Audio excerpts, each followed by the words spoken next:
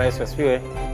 Ninaitwa pale Lamek Paulo Ndomba, kasisi wa mtaa Mtakatifu Bartholomayo Ubungo, ndani ya kanisa la Anglikana Tanzania. Naomba nitumie nafasi hii kuleta salamu za sikukuu ya kuzaliwa kwa Bwana Yesu Kristo, lakini pia salamu za mwaka mpya, tukiwa tunazamia kabisa kwa neema ya Mungu kuingia katika mwaka 2026.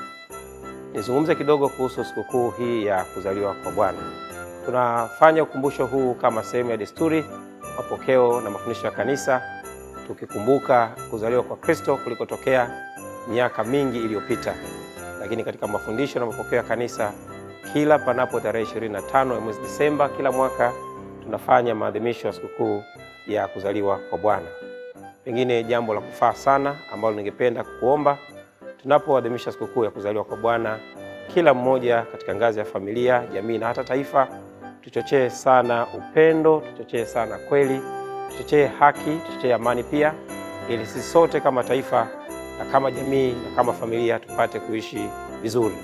Lakini pia tunapoelekea kumaliza mwaka, ni si kila mmoja atumie nafasi hiyo kutafakari juu ya mambo mbalimbali ambayo Mungu ametujalia kuyafanya katika mwaka huu.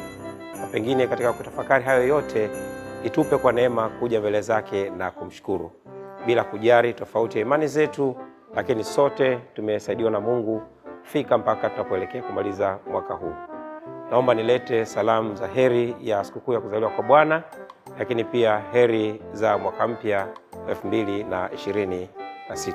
Asante sana.